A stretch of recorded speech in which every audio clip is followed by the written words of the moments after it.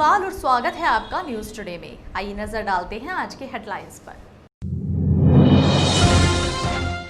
बुधवार को भी जनपद में खाली नहीं गया कोरोना का वार। 9 नए संक्रमितों के साथ 56 संक्रमित हुए डिस्चार्ज।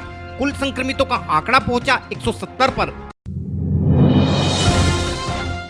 जल भराव से बेहाल नगर की जनता को छोड़ मुजफ्फरनगर नगर पालिका चेयरमैन करा रही है नगर से बाहर जल भराव की समस्या का समाधान।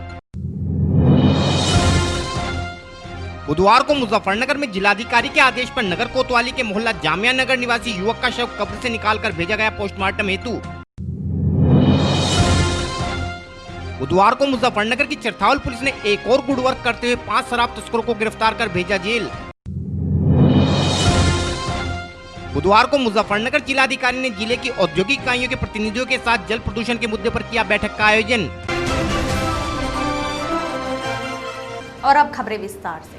बुधवार को भी मुजफ्फरनगर जनपद में कोरोना वायरस अन्य दिनों की भांति ही लोगों को अपना शिकार बनाता रहा। हालांकि कोरोना संक्रमण के लिहाज से बुधवार को एक सुखद बात यह रही कि बुधवार को 56 कोरोना संक्रमितों को कोरोना संक्रमण से मुक्ति मिलने के बाद अस्पताल से छुट्टी दे दी गई, जिस कारण स्वास्थ्य विभाग के साथ साथ मुजफ्फरनगर जनपद की जनता ने भी थोड़ी राहत जरूर महसूस की। हालांकि शाम के समय जनपद के स्वास्थ्य विभाग को कुल 230 कोरोना सैंपलों के परिणाम प्राप्त हुए, जिनमें एक फायर सर्विस कर्मी समेत 9 लोगों में कोरोना संक्रमण की पुष्टि हुई है।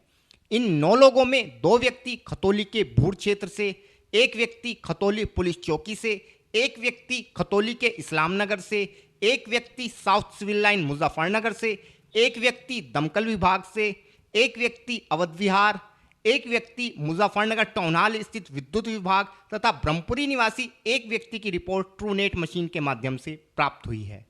इस प्रकार अब जनपद में कुल 170 कोरोना संक्रमित हैं, जिनका इलाज कोविड अस्पताल में जारी है। बुधवार को मुजफ्फरनगर में नगर पालिका अध्यक्षा श्रीमती अंजू अग्रवाल ने रुड़की रोड पर काफी समय से सड़क पर भरे पानी को पालिका की सुपर सकर मशीन की सहायता से निकलवाया। पालिका कर्मियों द्वारा मंगलवार को भी सकर मशीन की सहायता से इस स्थान पर पानी की निकासी की गई थी, जिसके बाद बुधवार को श्रीमती अंजू अग्रवाल ने स्वयं मौके पर पहुंचकर इस स्थान पर भरे पानी को सकर मशीन की सहायता से निकलवाने के अलावा सड़क के दोनों ओर बने नालों को भी पालिका कर्मियों की मदद से साफ कराया। हालांकि यह स्थान नगर पालिका के कार्य क्षेत्र में नहीं आता, लेकिन फिर भी श्रीमती अंजू अग्रवाल का उक्त स्थान पर पहुंचकर कार्य करवाना चर्चा का विषय बना रहा, और वो भी उस समय जब बरसात के कारण नगर के अधिकांश हिस्से जल भराव की समस्या से जूझ रहे हैं।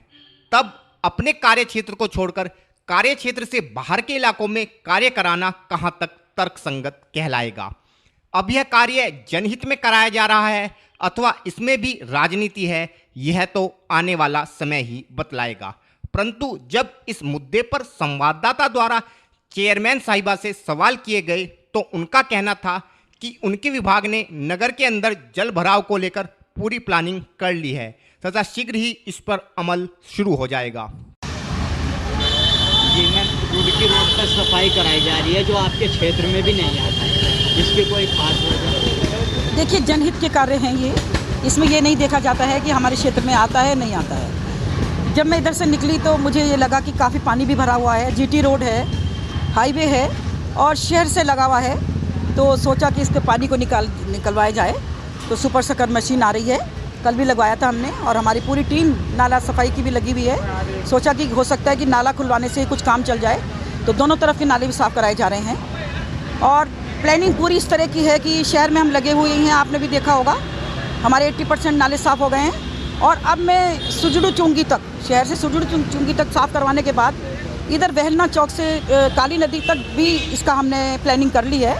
इसको भी हम जरूर कराएंगे जितना हमसे हो सकेगा, क्योंकि ये जो बैक मारता है पानी, ये उसी की एक खास वजह है, क्योंकि नाले वहाँ आगे जाकर के बिल्कुल बंद हैं। जब तक नाले नहीं खुलेंगे या नाले नहीं बनेंगे तब तक जो है ये समस्या बनी रहेगी। हम बिल्कुल तली झाड़ नाले हमेशा साफ़ कराते हैं, काफ़ी हद तक हम इसमें सक्सेस भी हो चुके हैं, लेकिन फिर भी कुछ पानी भरने की समस्या हो जाती है। और इसके लिए मैं यही चाहती हूँ कि मैं वो नाला जो है पूरा कंप्लीट करवाऊँ। पहले तो सफाई करवाएंगे, तो हमने उसकी प्लानिंग कर ली है, हम उधर की तरफ ही चलेंगे और फिर अगर ज़रूरत पड़ेगी तो नाला का निर्माण भी हम थोड़ा मंत्री जी से कह करके इसको करवाएंगे, जिससे कि हमारा जो है ये पूरा का पूरा ये हम इसमें सक्सेस हो जाएं और ये जल भराव की समस्या ख़त्म हो जाए।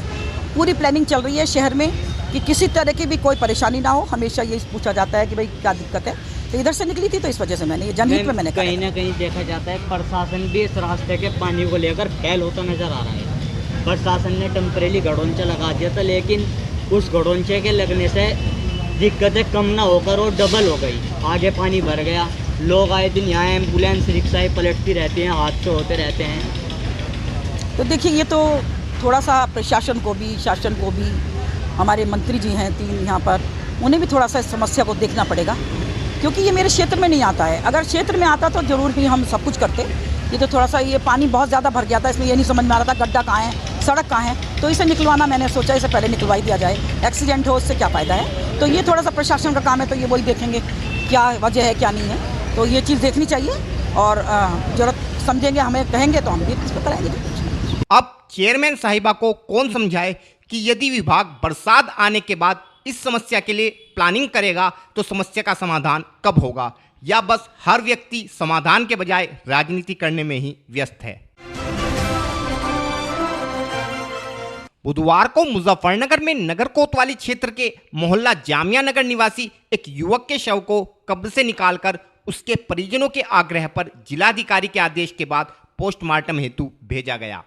हमारे चैनल को मिली जानकारी के अनुसार नगर कोतवाली क्षेत्र के मोहल्ला जामिया नगर निवासी युवक नसीर का शव विगत 25 जून को उसके घर से संदिग्ध अवस्था में बरामद हुआ था।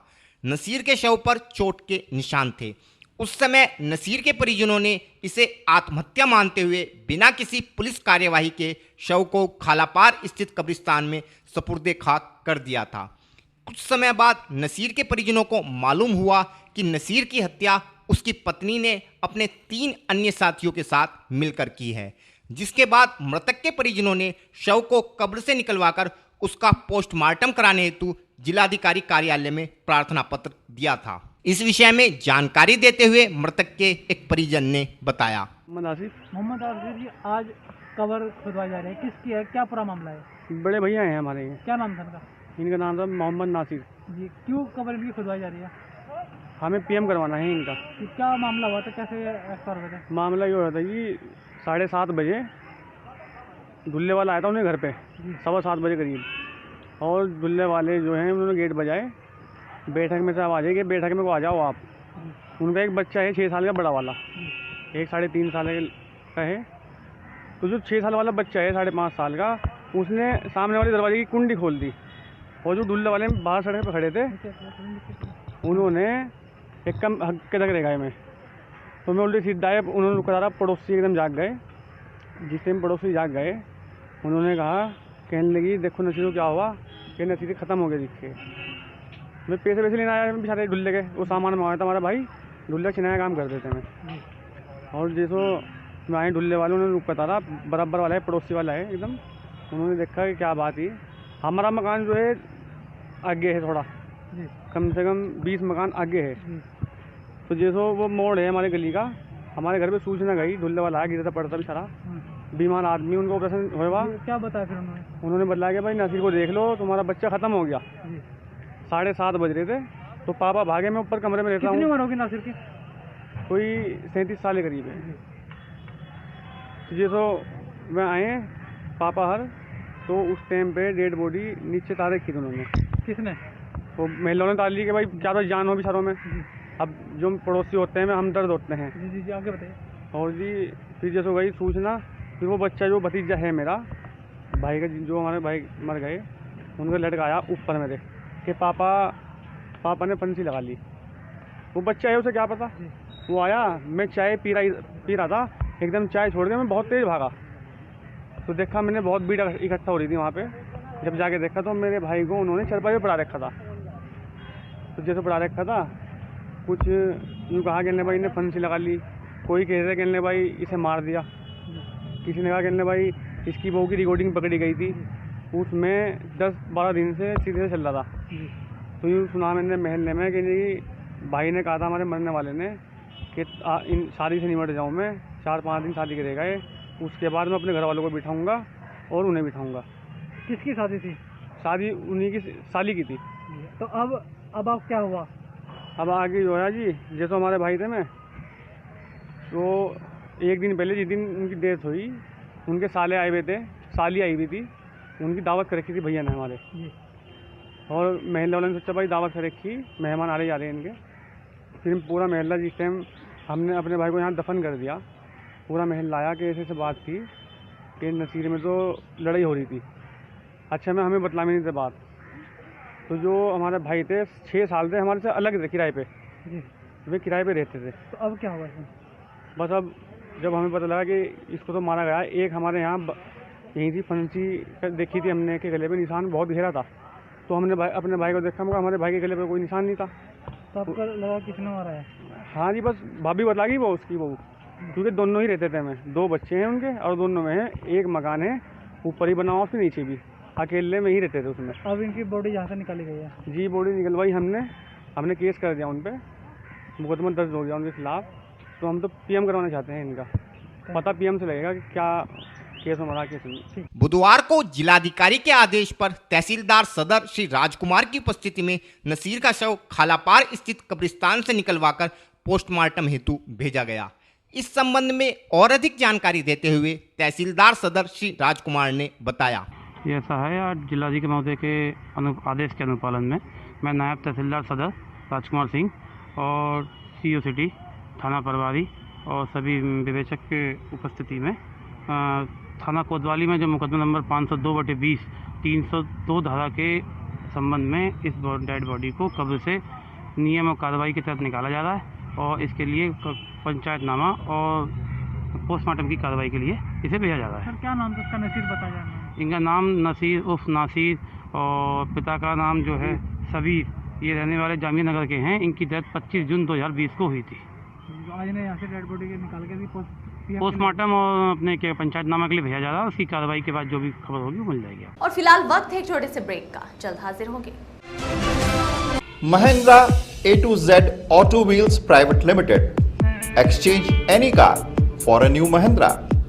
कोई भी पुरानी कार लाएं और नई कार ले जाएं। सस्ती दरों पर फाइनेंस भी उपलब्ध है। हमारा पता है 6 किलोमीटर स्टोन निकट hotel Solitaire Inn Meerut road Muzaffarnagar. Phone 8392954005, 8392954021 और 8392954018। हमारी शाखा है कैराना रोड शामली।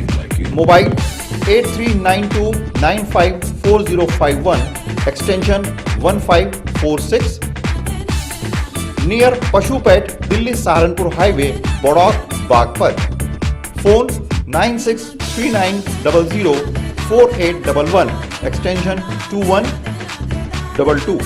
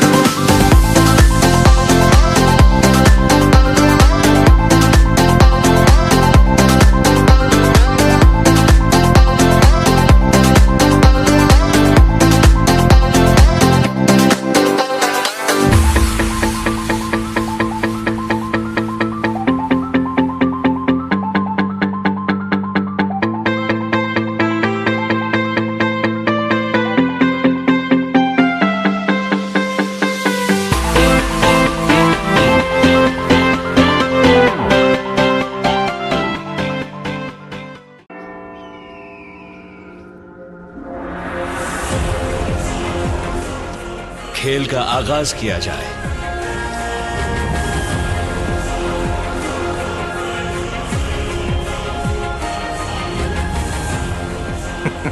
सोच समझकर चाल चलना युवराज। सोच लिया है, समझ तुम्हें थोड़ी देर में आ जाएगी। काले घोड़े से ऊंट को मात दी जाए।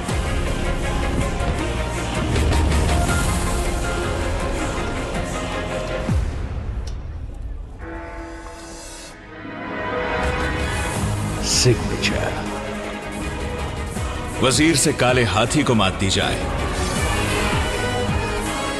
शय और मात, चेकमेट। सिग्नेचर फाइनेस्ट पान मसाला।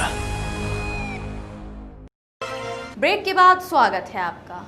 बुधवार को मुजफ्फरनगर पुलिस ने एक और गुड वर्क करते हुए क्षेत्र के गांव खुसरोपुर के जंगल में छापेमारी कर अवैध शराब का कारोबार करने वाले 5 शराब तस्करों को गिरफ्तार करने में सफलता प्राप्त की है। हमारे चैनल को मिली जानकारी के अनुसार चरथावल पुलिस को काफी समय से क्षेत्र में अवैध शराब का कारोबार होने की जानकारी मिल रही थी तथा पुलिस इस कारोबार को करने वाले लोगों की तलाश में लगी थी। बुधवार को चरथावल थाना प्रभारी ने एक पुख्ता सूचना के आधार पर क्षेत्र के गांव खुसरोपुर के जंगल में स्थित एक आम के बाग पर छापेमारी की तो 5 लोग बाग में अवैध शराब की बोतलों को भरने में लगे थे। पुलिस ने घेराबंदी करते हुए 5 लोगों को गिरफ्तार कर लिया है।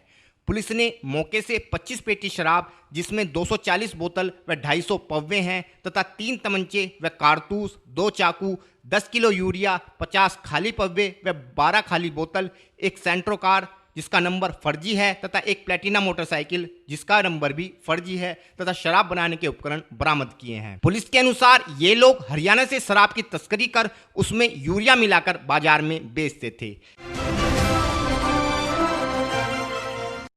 विगत 15 जुलाई से पूरे सूबे में प्रदेश सरकार के आह्वान पर भूजल स्तर को सुधारने हेतु भूजल सप्ताह का आयोजन किया जा रहा है। इस अभियान के तहत पूरे प्रदेश में भूजल स्तर में सुधार करने हेतु प्रत्येक जनपद में तालाबों की खुदाई, वर्षा जल का संचय तथा जल प्रदूषण को दूर करने हेतु अनेक कार्यक्रमों का आयोजन किया गया। 22 जुलाई को इस सप्ताह का अंतिम दिन था। इस अवसर पर मुजफ्फरनगर जिलाधिकारी श्रीमती सेल्वा कुमारी जे ने जनपद में जल प्रदूषण को दूर करने हेतु जिले की औद्योगिक इकाइयों के प्रतिनिधियों के साथ जल प्रदूषण के मुद्दे पर एक बैठक का आयोजन किया। इस बैठक में जिलाधिकारी ने सभी औद्योगिक इकाइयों को अपने यहाँ वाटर ट्रीटमेंट प्लांट लगाने हेतु निर्देशित किया ताकि इन इकाइयों से हो रहे जल प्रदूषण को रोका जा सके। बैठक के दौरान जिलाधिकारी ने बताया कि प्रशासन के आंकड़ों के अनुसार अधिकांश इकाइयों में इसके लिए मशीनें लगी हुई हैं अथवा क्रियाशील हैं, इसलिए इन इकाइयों के लिए यह कोई मुश्किल काम नहीं है। इसके अलावा कुछ छोटी इकाइयों ने इसके लिए प्रशासन से मदद का आग्रह किया है, जिस पर जिलाधिकारी ने इस विषय में मदद का आश्वासन इन इकाइयों के प्रतिनिधियों को दिया है। इस विषय में और अधिक जानकारी देते हुए जिलाधिकारी श्रीमती सेल्वा कुमारी जे ने बताया। ये भूजल सप्ताह हमारा चल रहा है। इसमें एक इम्पोर्टेंट कंपोनेंट है पोल्यूशन वाला एंगल, जो ग्राउंड वाटर, एयर पोल्यूशन और जो वाटर पोल्यूशन जो हो रहा है इसको लेकर के सभी इंडस्ट्री वालों से बात हुई है। पहले भी 1-2 मीटिंग और हो चुका है। इसमें कई इंडस्ट्री ऐसे हैं जिनका ऑलरेडी इक्विपमेंट्स और मशीनरी लगा हुआ है जो तुरंत कंप्लायंस कर सकते हैं। जो भी उनका रिपेयरिंग करना हो या करंट स्टेटस में ZLD है तो ZLD करने का, तो वो उनको बताया गया है। बाकी छोटे इंडस्ट्रीज़ ने इश्यूज़ रेस किया है कि उनको थोड़ा सपोर्ट सिस्टम चाहिए, वो भी बता दिया गया है। एक बार हम लोग बैठ के उसको डिस्कस कर लेंगे ताकि जितना पोल्यूशन अभी हो रहा है इसको कहीं ना कहीं we have to bring it norms के अंदर ले आना पड़ेगा, नहीं तो फिर अभी हम लोगों का काली नदी और हिंडन नदी में भी जिला प्रशासन द्वारा काफ़ी काम किया जा रहा है। मैं पिछले हफ्ते मीटिंग ली गई थी, क्या रिजल्ट निकला उस मीटिंग का? पिछले औद्योगिक जो जितने उद्योगपति थे तब भी मीटिंग में थे। नहीं, ये दूसरे सेट ऑफ इंडस्ट्री से पहले हम लोगों ने पल्प वाले को ले लिए थे। ये अभी जो बचे हुए थे उनका मीटिंग लिए हैं, तो we are discussing with them. तो हम लोग उनसे यही कह रहे हैं पेनल्टी और इम्पोजिंग पनिशमेंट कोई we can do it any time, but ये है कि स्वयं पहले एक अपॉर्चुनिटी, अंतिम अपॉर्चुनिटी दे रहे हैं ताकि वो स्वयं अपना कंप्लायंस कर दे। दे हैव ऑल्सो एग्रीड, तो आगे जा करके फिर वी विल स्ट्रैटेजाइज, री-स्ट्रैटेजाइज। पिछले हफ्ते जो मीटिंग हुई थी, क्या उसमें कोई कार्रवाई, किसी तरह की कोई पेनल्टी अभी नहीं किए हैं? Because we are asking them to do, उसमें भी चेकिंग करके आइडेंटिफाई कर रहे हैं। अब नोडल ऑफिसर्स भी लगाएंगे, सभी इंडस्ट्री का चेकिंग करेंगे, because we have given them time. तो हम लोग समय दिए हैं ताकि जिसके पीरियड के अंदर वो अपना काम सुधार ले। नहीं करेंगे तो of course we have legal provisions which we will take action. और फिलहाल वक्त है आपसे विदा लेने का, लेकिन उससे पहले नजरें हेडलाइंस पर। बुधवार को भी जनपद में खाली नहीं गया कोरोना का वार। 9 नए संक्रमितों के साथ 56 संक्रमित हुए डिस्चार्ज। कुल संक्रमितों का आंकड़ा पहुंचा 170 पर। जल भराव से बेहाल नगर की जनता को छोड़ मुजफ्फरनगर नगर पालिका चेयरमैन करा रही है नगर से बाहर जल भराव की समस्या का समाधान। बुधवार को मुजफ्फरनगर में जिलाधिकारी के आदेश पर नगर कोतवाली के मोहल्ला जामिया नगर निवासी युवक का शव कब्र से निकालकर भेजा गया पोस्टमार्टम हेतु। बुधवार को मुजफ्फरनगर की चरथावल पुलिस ने एक और गुड वर्क करते हुए 5 शराब तस्करों को गिरफ्तार कर भेजा जेल। बुधवार को मुजफ्फरनगर जिलाधिकारी ने जिले की औद्योगिक इकाइयों के प्रतिनिधियों के साथ जल प्रदूषण के मुद्दे पर किया बैठक का आयोजन। न्यूज़ टुडे में आज के लिए इतना ही। कल फिर हाजिर होंगे, तब तक के लिए नमस्कार।